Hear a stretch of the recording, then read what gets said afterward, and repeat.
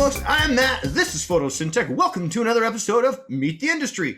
Been a while since we've done one of these, and you know what? I'm really stoked to get this going again because I've got a super special guest here today, Zachary D'Amato from Niwa, the Grow Hub company. He's here today to talk about the Grow Hub and their awesome product and everything you can do about it. Zachary, welcome so much, and I hope I said your last name correctly. It's all good. No, Matt, I appreciate it a whole lot. It's really great to be here. I know you're a little bit northern of us, but we're all in the North America area, so it's great to be here, talk about kind of the history and kind of how we got to where we are, and to all the audience, all members out there, we appreciate you listening. Right on. Well, hey, without further ado, we'll get into it. Guys, quick shout out to my sponsor, Mars Hydro. If you're in the market for a light, description. Hit that. We got some discounts for you below. And before we get into it, there's also a discount code for the Niwa Grow Hub. Let's talk about that now. Zachary, how did Niwa get started? You guys were Kickstarter based, weren't you? Yeah. So my partner back in 2013, 14, he's an engineer, and he was kind of mucking me with the grow, food to table kind of concept of like, how do we grow some fresh fruits and vegetables in our local homes, and kind of like, how can we get that done? So he built the Niwa 1, which eventually had a successful Kickstarter and went on to be in the Hacks Accelerator, one of the larger hardware global accelerators that we have. And that's kind of where it started. It started like, I want to create automation, I want it to be simple, and I want to have an app interface. But the whole mantra was about growing your own herbs. I actually have one of the originals. It's kind of like the Apple II here in my office, growing some arugula. But it's kind of where the foundation was. So I came on with the team in 2016, and we were talking for about a year prior, and we basically took the Niwa 1 concept and helped it go to market. So we raised the capital, get onto the industry, go to San Francisco like a lot of other startups do. And luckily, through different vehicles of investment, we were able to go into production right at the turn of 2017 to 2018. And we definitely went off some of the Kickstarter hype, right? There was demand from the US, Canada, Australia, all the way in Thailand. And we're like, well, this has got to have legs, right? And so we built a great product. There's a really good software. People can grow their own fruits and vegetables. I mean, small vegetables, of course, right? We're talking okra, peppers, and whatnot. And it was a big learning lesson. We understood how to do hardware from a design concept, how to build an app, how to get it connected, how do we ship around the country and get people connected to the Wi-Fi, and then eventually grow plants, right? So our foundation has always been in connected hardware with plants. And that was kind of that was our foundation, and where our kind of origins is with automation, making it simple and allowing people to grow plants at home. Fantastic. It's terribly ironic that my very first foray into YouTube was actually a grow room controller built off a Raspberry Pi, and yeah. Failed gloriously. I had issues with sensors. I didn't fortunately lose any plants or anything like that, but I can absolutely appreciate the lengths that you guys went to get a product to market and some of the challenges that you had to face. Yeah. Digging into the Grow Hub specifically, tell me about it. What does it do? Why is it so awesome?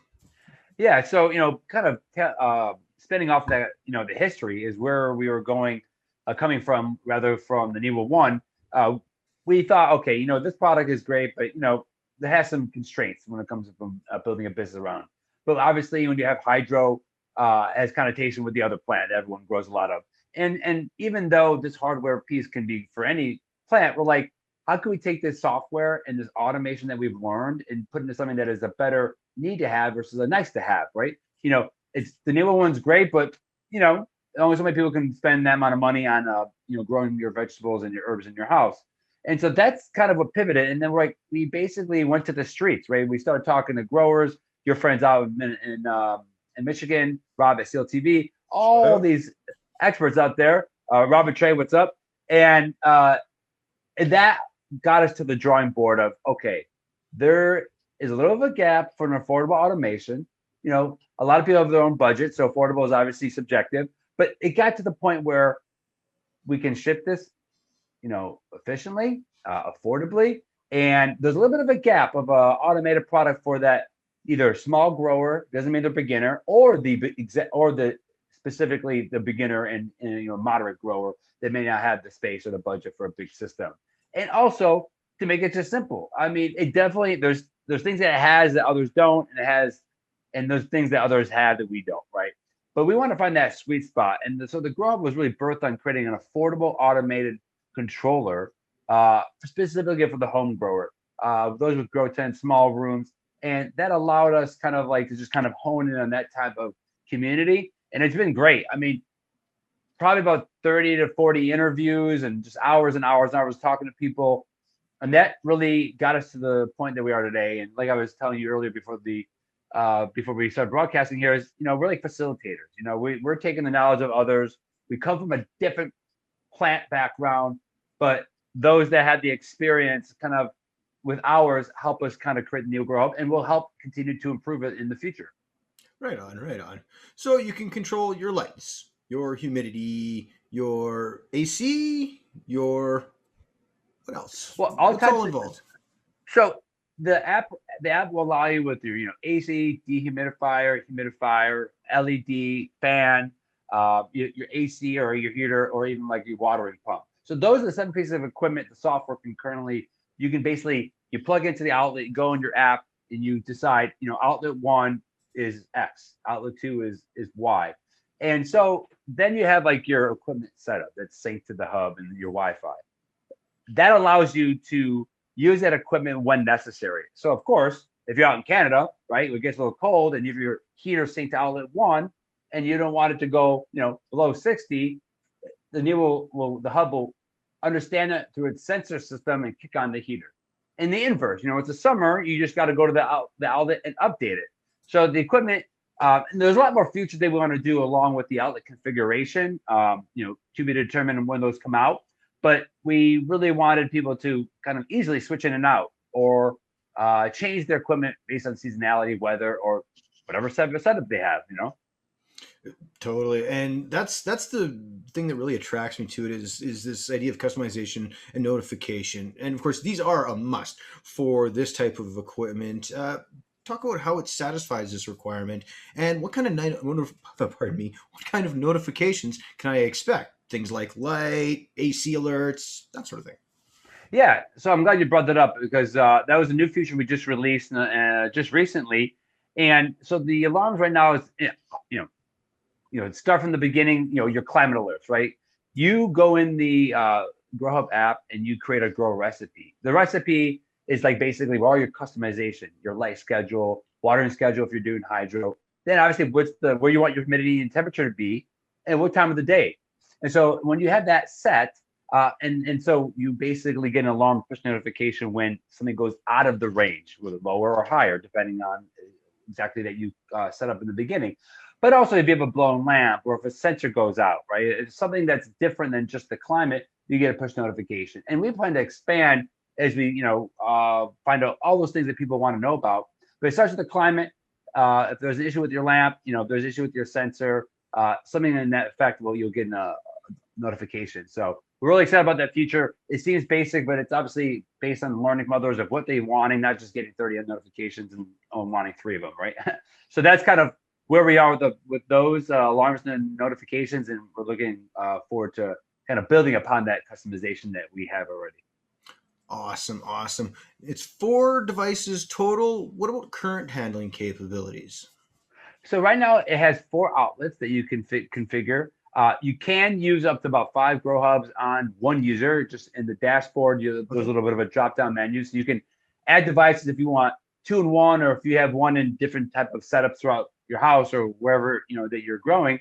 And it's 10 amps max per outlet, but 15 total for the entire strip, right? Okay. So that should satisfy most requirements: heater, Yeah. AC, DU, all that sort of thing. And as far as lights go, I mean, with the LED stuff nowadays, you can have just a ton of lights. I mean, these things behind me, just a gob of power, and it's 150 watts, so certainly no concerns there.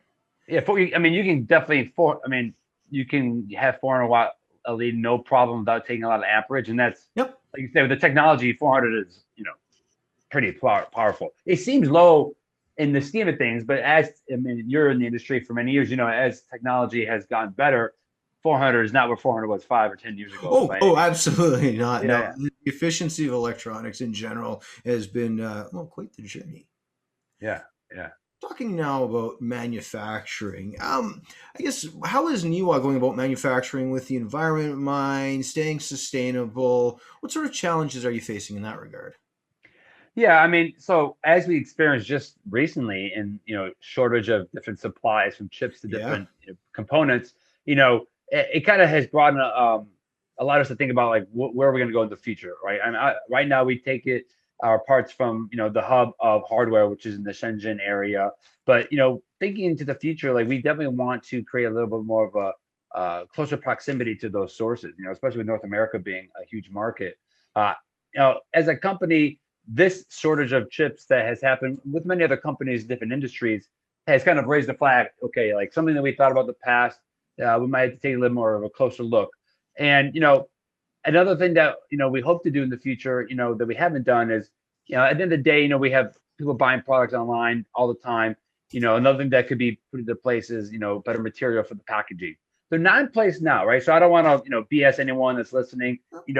Uh, I work in conservation and other portion of my life, and that's where my mind is in my free time. So I do want to, we want to incorporate that more as a company, but you have to find the right moments to do so. And it's a new business that just launched in January, or a new product. We're going to get to that for sure, because it's definitely a commitment we have internally as a team. Oh, I think so. And, just showing that you're thinking about it, moving towards that. And I would even argue the fact that you're using a device or creating a device that can control one's environment is in itself environmentally friendly, because now we're not wasting. And that to me is a big thing. Yeah, it's funny because we we switched into a different community when we got into this product, right? And of course, there were people that the control plant agnostic, so it doesn't really matter. But getting to the community of the home grower, right? Take away what they actually grow, right? Just a home grower in general. I feel strongly about that kind of community because it is in synonymous with localization of production, right? Oh, yeah. Now, Yeah, absolutely. regardless of what you're producing, right? And because I know a lot of people, especially some of the YouTube partners we have that not only do medicinals, but that they have a whole setup, right? And so the localization of growing is a sustainable practice. And back to my compost days when we were trying to like source separate in the large cities, it had to really, really be difficult to do that the right way. You had to localize the production. And that's something that, is a sustainable kind of mantra that has gotten me really excited about this community because although it's not like blatant, it's something that I think about and it's something that is most home growers should be proud of. I couldn't agree with you more. I'm very much of the organic proponent, but I also believe that as long as you're growing something, you're getting in touch with the plant, you're doing it right. Yeah. Right. I've had to learn to be a green thumb. I've always been into, from food, definitely eating or cooking. And then when the growing is definitely, it's a big learning curve. I've done it myself, and Oh, everyone totally. feels that. Yeah. And to Yeah. be able to take that product that you've grown and do something with it is such a wonderful feeling. Tell It me what really, you, yeah. tell me what you think Neon is doing right that the competition is getting wrong. It's a great question.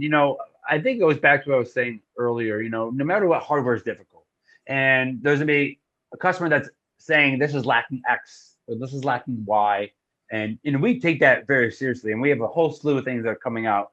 But I think for us, I think the two biggest thing is the affordable automated concept that I mentioned earlier, like something we really want to stick with, but also kind of being an ear to the streets to the growers, right? Helping become a facilitator to what their needs are, because there's a behavior behind growing and home growing in particular versus commercial versus industrial. So I think like one is more of an economic, I guess, differentiator. The second is kind of like more of a, I guess, it's hard to quantify it from a dollar perspective, but really just being part of the community and learning from them and facilitating those needs, or at least the highest wanted needs, and bringing it into the product. I think those are the two biggest things that are important.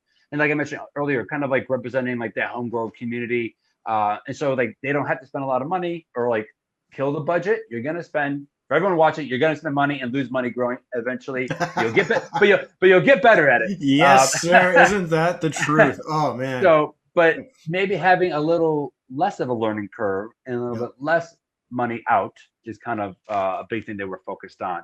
A lot of people are great. There's a lot of great software out there, so I can't say like, oh, my alerts are better than this guy's alerts, but I say, affordable automation and just being kind of listeners of the community are like the two biggest things that I can mention.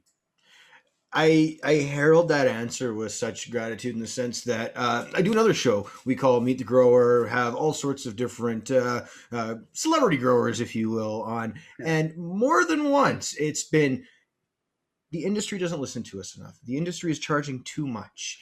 And it sounds like that's something that you guys have really focused on, understanding that your niche is that home grower, that we may not have a ton of money, but when we do want to spend our money, we're going to focus on those products that are going to give us the quality results that we want. Yeah.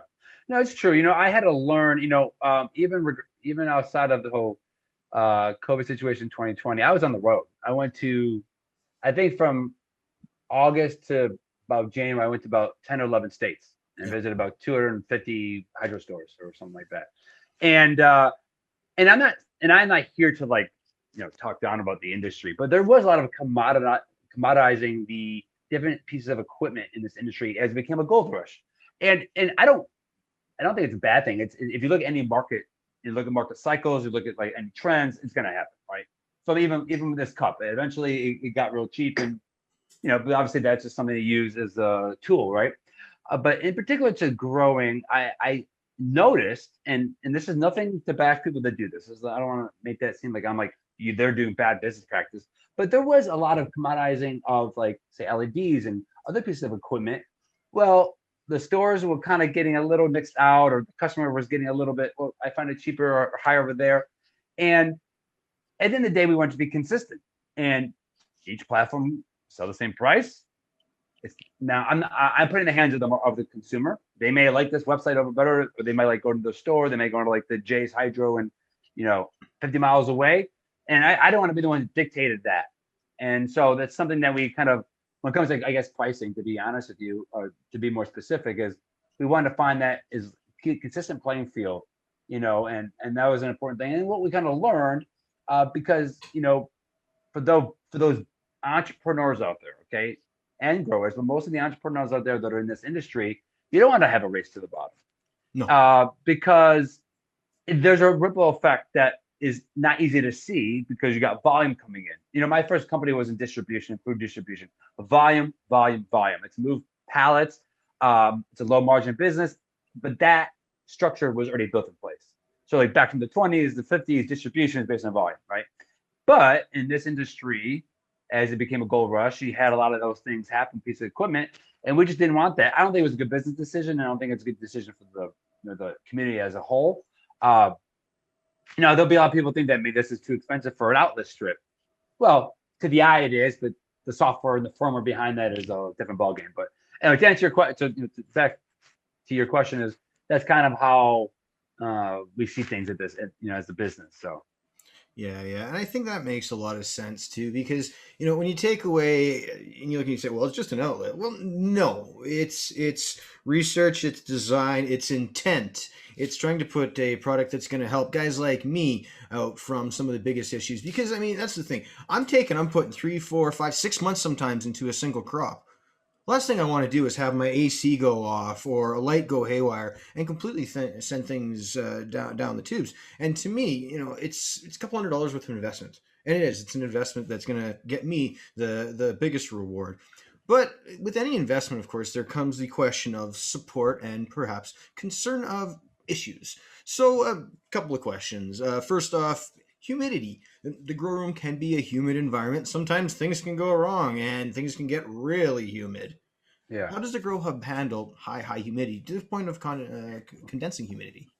Yeah. So, I mean, of course, you can have a dehumidifier, synced to your grow hub. I mean, that's like the blatant obvious question. Of course. The one thing that I will say that has been a learning curve is understanding the different types of setups that someone would want, and where are those environmental leaks. And when I mean leaks is like, where's too much air coming in, hot, vice versa, the environment kind of fluctuating so much.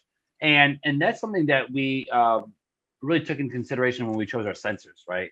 And really getting the most highest precision sensors we can find. Now, of course, we understand the AC pulls a lot of amps, and humidifiers are those equipments are the big boys of the, they're not like a heater or like a fan. A fan is, I got a fan right here because I'm hot in Florida. This is nothing, right? This is not even an amp, right? So for us, we take that into consideration when we chose our sensors, and more importantly, with how we incorporate the grow recipes and the dynamic aspect of having different pieces of equipment in your outlet.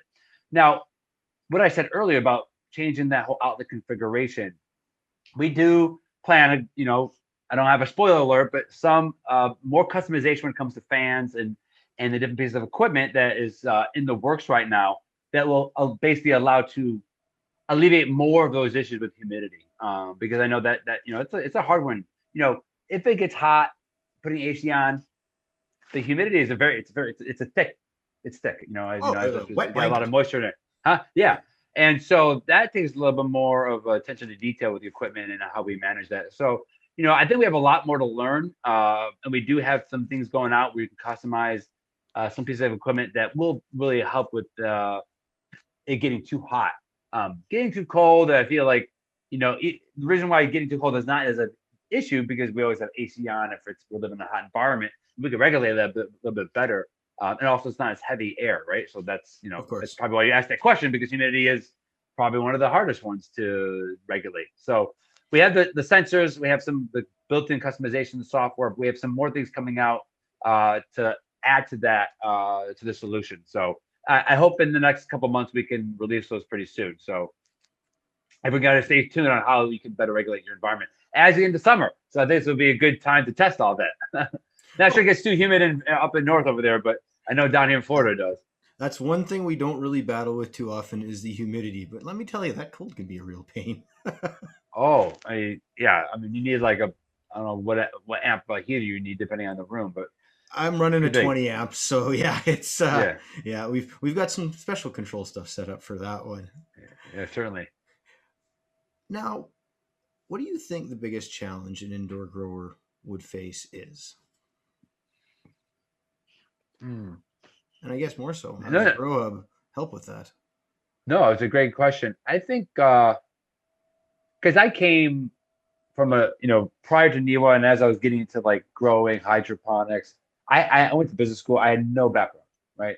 And so I think I have a two-part answer, if I may. I Okay. think you have I think you have like a actual kind of like confidence hurdle to get over, Oh, yeah. which will play with the grow up, and I'll have a long-winded point here.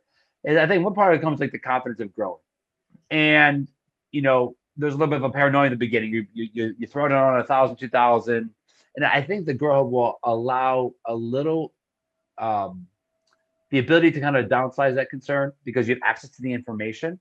Now you have to have faith in that product, right? There's like a trust factor. When Of course. you and other growers are giving their trust to us, right? And so the role of us being a trustworthy product with a new grower can do an immense amount of the stress and learning curve with growing. So I think that's like the first thing, and then the second part of that is getting in tune with the different pieces of equipment and how you regulate environments. So you're talking about humidity, how difficult that is, and the Grow Hub will play a small role in that. You can sync your outlet, you can customize your recipe, but what the access to the information will do, so you have the ease of access, which is just seeing all the information, and then the ability to take action. And I think that will allow a grower that's new to like see those trends that cause issues or irregularities in the environment and maybe make improvements faster versus maybe going for the weekend, coming back, and then your leaves are drooping. So I don't think the hub can solve all the problems of a new grower. I think the access to information and what action to take are probably the two greatest things you can get from an automated product that gives you information. And so the hub plays that role for sure. But outside of that, I mean, as you know, you got to just put some time in. But I think those are the two best things you can do is access information and then be able to take action. And as you do that, you can better make your alarms and your notifications and your recipes to like address those, right? So you can have a little bit of a buffer zone for when things gotta get out of sync. So Yeah, certainly, certainly. And I think just being able to buy that peace of mind, I mean, you touched on it, is one of those things that can help alleviate the issues a new grower would face in particular. A lot of people just tend to stress and stress and stress. Am I doing things right? Is things on point? Well, peace of mind, data logging, that's always a big one for me, especially if something's gone wrong. Being able to go back and say, this went off or something happened. Information is key. Now, what Yeah. about support? Let's give you a scenario here. I've gone out to the grow shop. I've picked myself up the Niwa Grow Hub. I get home and I can't get it to connect on my wireless. I can't get things to talk. What kind of support am I going to get? So, coming from the background in the food industry, like, customer service, I mean, if you It's study key. anything from the restaurants to the Nordstrom customer service book, which basically said the customer is right always. That was literally their pamphlet. Uh, that's kind of a big ethos for us. We were able to cover a lot of time zones with our team, and most importantly, like, if we can't get it solved, we'll have our team member call, Yeah. set up a call, right? Because you know equipment, technology equipment, and then equipment is dealing with an asset of a person is it's so sensitive, Yeah. right? If my headphones don't work, I'm gonna call this company. I don't want to name drop companies, but then I'm gonna get them to just replace it because I can't hear it on my left ear. Okay, and I can be okay with that. But if something is not working and I have assets, plants connected to it, you can get nervous pretty quickly or get a little Yeah. Yeah. um Heightened level uh, of concern. yes, that's a better way of putting it. And so, like, we realize if we can't solve the problem the first go, or at least have that back and forth, we are going to initiate a call with the customer. And that Yeah. has really been a great learning curve because you start like learning, discussing more and more of the things. And so that's kind of what we've kind of set as a standard. Not every customer gets that because maybe they're just a back and forth, but we say, hey, if we're going to call, let's just do it because you may not know where your router settings is because I've dealt with all the routers over the last 6 7 months. Yeah. Or at least a Yeah. good handful. There's always one that I never have experienced, right? Yeah, absolutely, absolutely. So, what do you So feel then the biggest challenge in getting to the point where you guys are now has been? um, well, we had unfortunately, we had a little bit of a delay of launch of COVID, but that aside, because we're not the only business, and a lot of those that had it worse.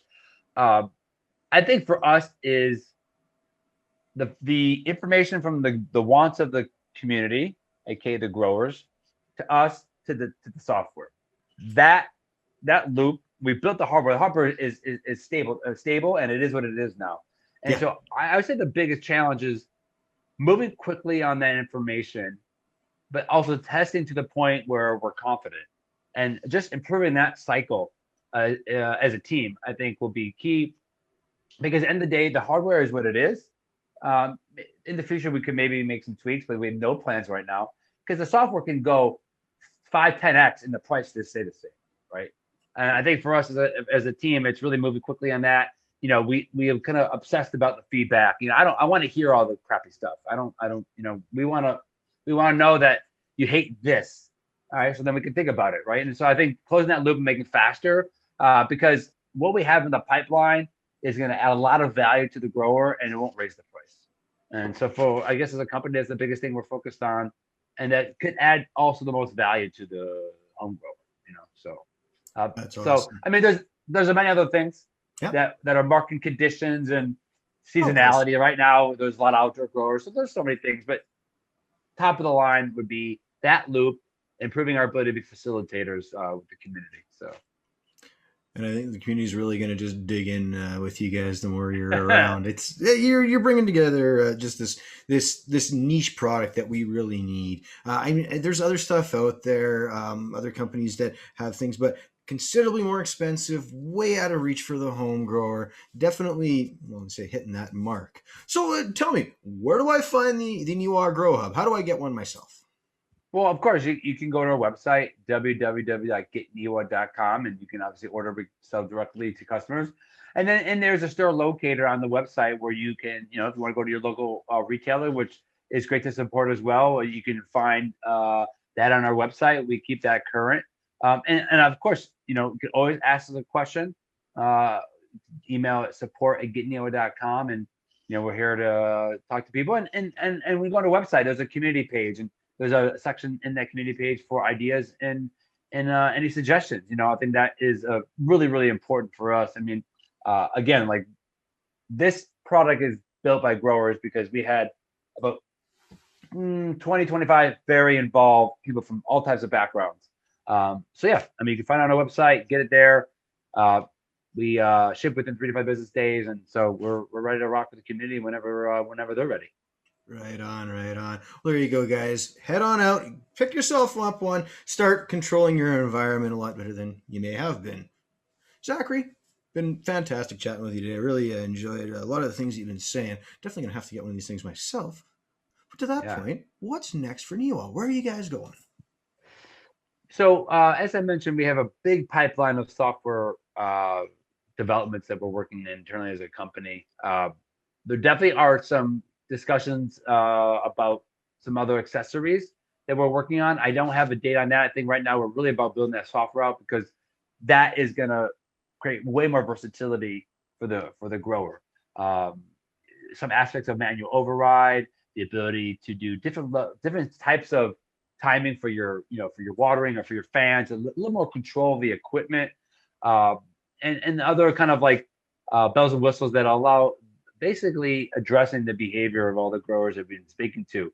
The other accessories that we would be adding, don't have a plan in 2020. Of course, our team is working heavily on the software because we kind of did a production run in November, but really we weren't in the market till like January, right? No one's, Yeah. That time was only launching November because we were supposed to launch in July and we had a delay. So right now it's really heavy on the software, really heavily on the customer support. And I think that's going to be a big focus for the next 2 quarters for us. And, depending on how things go, we can see things develop a little bit further, but I'm going to maybe wait that for part 2 of our conversation. Sounds good, sir. And we'll definitely have to have you back, chat some more. As you bring some of these improvements to the product, you can definitely come back and tell us more about them. I'm excited, Matt. Absolutely. Well, Zachary, I'll let you get back to there because I'm pretty sure you're a very busy gentleman. Thank you so much for taking the time today to speak with us. Guys, go check out Niwa. Again, check the comments for the coupon code and pick yourself up one and get growing proper. Zachary, thank you so much. Thank you. All right, guys, we out.